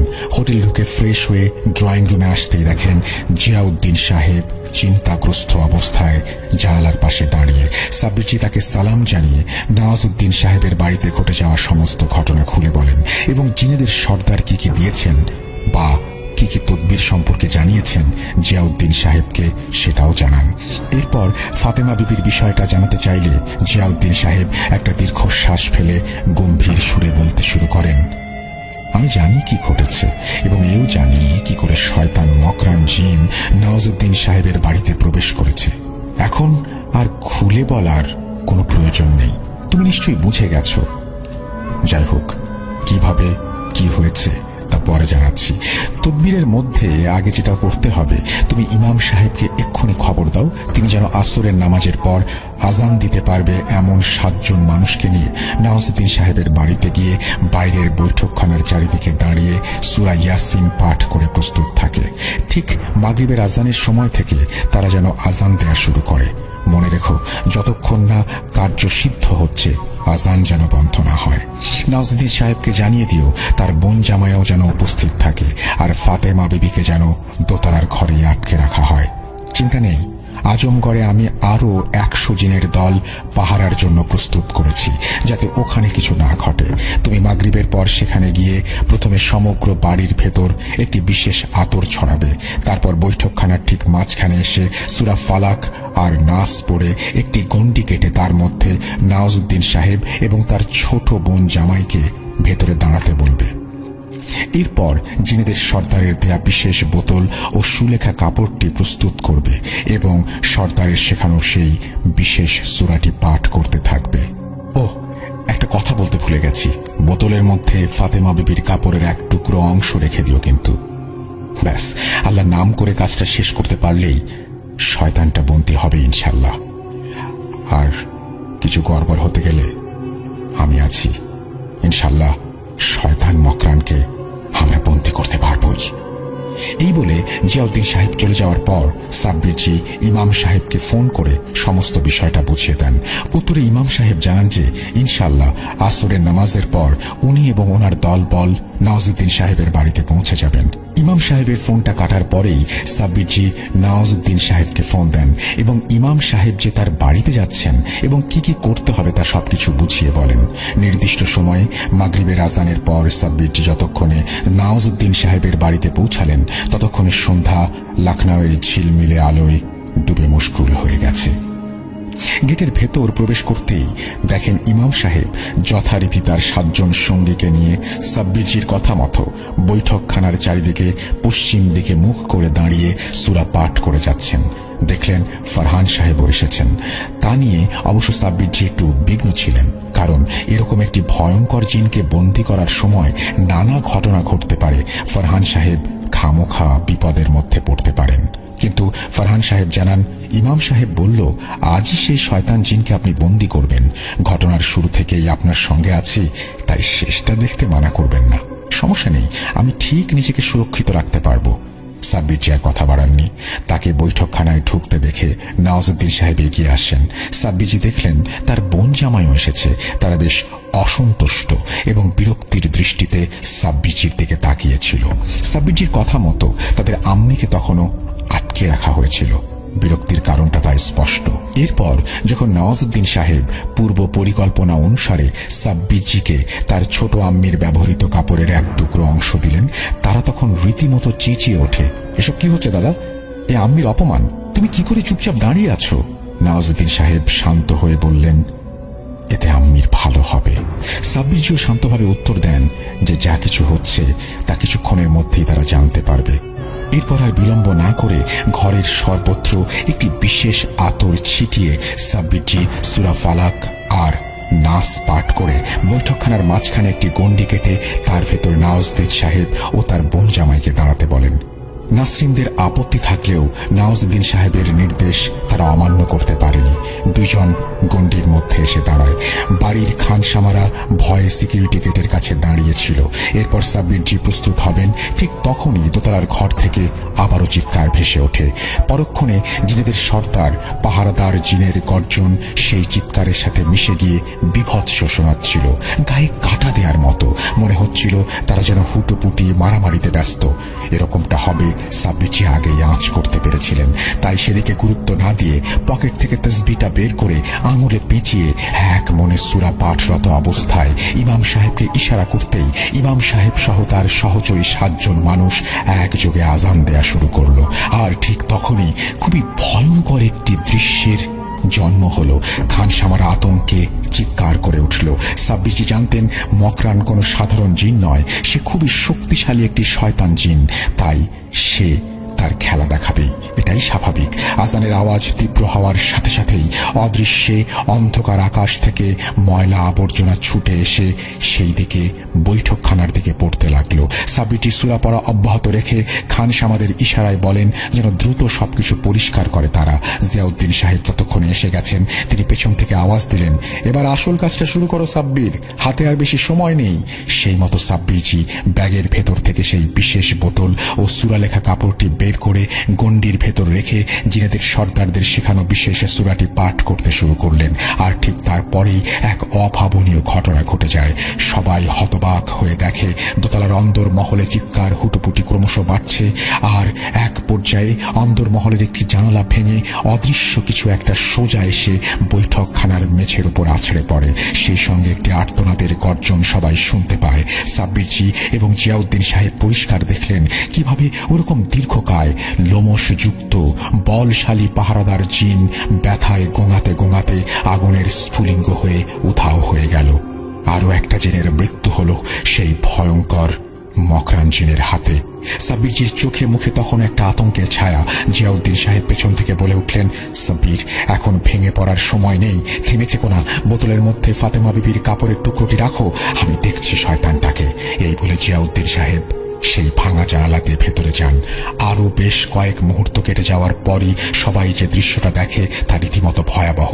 সবাই দেখে ফাতেমা বিবি শ্বাসরোধ হওয়া গর্জন করতে করতে ভাঙা জানালা দিয়ে বেরিয়ে আসছেন। চুলগুলো রুক্ষ শুষ্ক হয়ে উঠছে, চোখের জায়গায় যেন আগুন ছিটকে বেরিয়ে আসছে।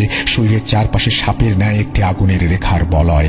বাকিরা না দেখতে পেলেও সাব্বিরজি দেখেন জিয়াউদ্দিন সাহেব স্পর্শ না করে ফাতেমা বিবির শরীরের চারপাশে সাপ আকৃতির আগুনের বলয়ের গলা টিপে ধরে ভাসতে ভাসতে বেরিয়ে আসছেন। এইভাবে কয়েক মুহূর্ত চলার পর জিয়াউদ্দিন সাহেব চেঁচিয়ে বলে ওঠেন, সাব্বির, তাড়াতাড়ি বোতলের ঢাকনাটি খোলো, আমি বেশিক্ষণ একে আটকে রাখতে পারবো না। সাব্বিরজি তখন জিনের সর্দারের বলা বিশেষ সূরাটি পাঠ করে চলেছেন। জিয়াউদ্দিন সাহেবের কথা মতো একইভাবে সূরা পাঠ করতে করতে বোতলের ঢাকনা খুলতেই চমৎকারটা ঘটে। সবাই আশ্চর্য হয়ে দেখে সাপের আকৃতির মতো আগুনের রেখাটি ধীরে ধীরে সরু হয়ে বোতলের মধ্যে এসে ঢুকে যায় এবং ঢোকা মাত্রই সাব্বিরজি ঢাকনা বন্ধ করে সূরা লেখা কাপড়টি বোতলের চারদিকে পেঁচিয়ে ব্যাগের মধ্যে ঢোকান। এদিকে ফাতেমা বিবি ততক্ষণে অজ্ঞান অবস্থায় স্বাভাবিক শরীরে মেঝেতে লুটিয়ে পড়ে। তা দেখে নওয়াজউদ্দিন সাহেবরা ছুটে যান। ইমাম সাহেব ও তার সহচরেরা আজান থামান। এই সবকিছু শেষ হতে হতে রাত প্রায় 10টা বেজে যায়। সাব্বিরজি একটি প্রশান্তির নিঃশ্বাস ফেলে নওয়াজউদ্দিন সাহেবকে বলেন, সমস্যা মিটে গেছে, কিন্তু কিভাবে পুনরায় এই ভয়ঙ্কর জিন ফিরে এলো সেসব বৃত্তান্ত কাল এসে জানাচ্ছি। এখন যত তাড়াতাড়ি সম্ভব এই বোতলটিকে উপযুক্ত স্থানে রেখে আসতে হবে। আপনার ছোট আম্মি এখন সুস্থ, বাকি শারীরিক ক্ষতি যা হয়েছে তা ইনশাল্লাহ ডাক্তার এসে বুঝে নেবেন। হাতে সময় নেই, আমি আসছি, ইনশাল্লাহ কালকে কথা হবে। এই বলে জিয়াউদ্দিন সাহেব সহ ইমাম সাহেব ও ফারহান সাহেব সহ সবাইকে নিয়ে তারা বেরিয়ে আসেন। রাতে ঘুমোতে পারেননি। ভোরে ফার্স্ট ফ্লাইট ধরে ভোপালে যতক্ষণে সাব্বিরজি নামেন ততক্ষণে সকাল 7টার মতো বেজে গেছে। সাইফ পূর্ব পরিকল্পনা অনুযায়ী আগে থেকেই গাড়ি প্রস্তুত করে রেখেছিল। সাব্বিরজি এবারে সাইফকে নিয়ে এয়ারপোর্ট থেকে সোজা খেরো গ্রামের উদ্দেশ্যে রওনা দেন।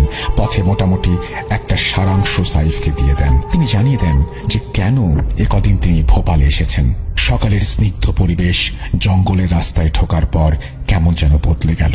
ঘন ঘন প্রকাণ্ড গাছের দল শাখা প্রশাখা দিয়ে সূর্যের আলো রুখে দিতে যেন বদ্ধপরিকর। সাইফের একটু ভয় করছিল। কিছুক্ষণের মধ্যেই তারা সেই নকশা করা আশ্চর্য দরজার কাছে পৌঁছে যায়।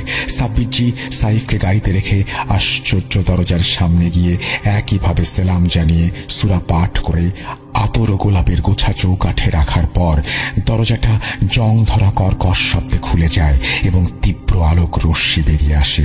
সাব্বিরজি আবারও সেলাম জানিয়ে চুপচাপ বোতলটা চৌকাঠের ওপর রেখে দেন। ঠিক সেই সময় ভেতর থেকে জিনেদের সর্দারের রাশভারী গম্ভীর কণ্ঠস্বর ভেসে আসে, আলহামদুলিল্লাহ, মকরানকে বন্দী করে আনার জন্য শুকরিয়া আল্লাহর নেক বান্দা। ইনশাল্লাহ তুমি এরকম আল্লাহর দেখানো পথে চলতে থাকো, আল্লাহ তোমার সহায় হবেন। জিয়াউদ্দিন সাহেবকে আমার সেলাম জানিও। শেষবারের মতো সাব্বিরজি যেন সেই মন মোহিনী মায়াবী নারীকে তীব্র আলো ভেদ করে এক ঝলক দেখলেন। তার অপরূপ হাসির লাবণ্য যেন সেই আলোক রশ্মিকেও ফিকে করে দিয়েছিল। সাব্বিরজি কিছু বলতে পারেন না, চুপচাপ মাথা নিচু করে ফিরে আসেন। ইচ্ছে থাকলেও আর পেছন ফিরে দেখেননি। দরজাটা আবারও একইভাবে বন্ধ হয়ে যায়।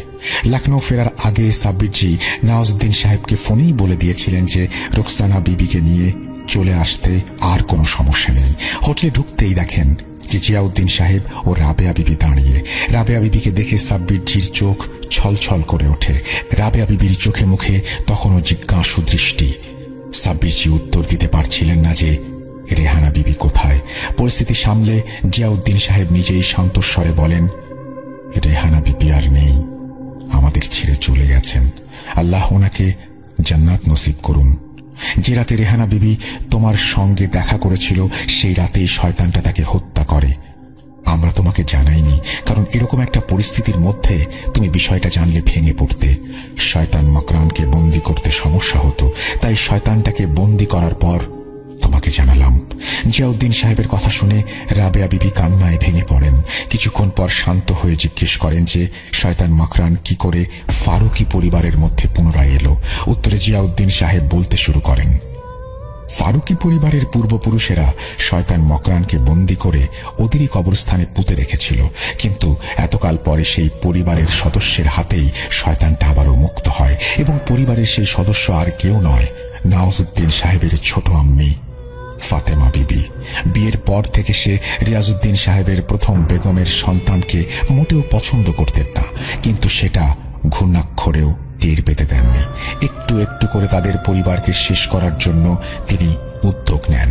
একদিন ফারুকি পরিবারের পূর্বপুরুষদের কীর্তি জানতে পেরে ঠিক করে শয়তান মকরানকে মুক্ত করবে। সেই মতো একজন নিকৃষ্ট তান্ত্রিকের সাহায্যে মকরানকে আবারও মুক্ত করা হয়। এমনকি মুক্ত করার জন্য ফাতেমা বিবি নিজের রক্ত পর্যন্ত দেয়। শয়তানটা আবারও মুক্ত হয়ে নওয়াজউদ্দিন সাহেবের পরিবারকে সমূলে নির্মূল করার জন্য প্রস্তুত হয়। নওয়াজউদ্দিন সাহেব শেষ হয়ে গেলে সম্পূর্ণ সম্পত্তি নাসরিনের হয়ে যাবে। সেই মতো সবকিছু এগোচ্ছিল, কিন্তু বিপত্তিটা ঘটে যায় রেহানা বিবিকে নিয়ে। রুকসানা বিবির ক্ষতি করতে গেলে রেহানা বিবি বাধা দিত, তাই মকরান প্রথমে রেহানা বিবিকে হত্যা করে। এখন আসি, এত সুরক্ষা বলয় থাকতে শয়তান মকরান কি করে ভেতরে প্রবেশ করে?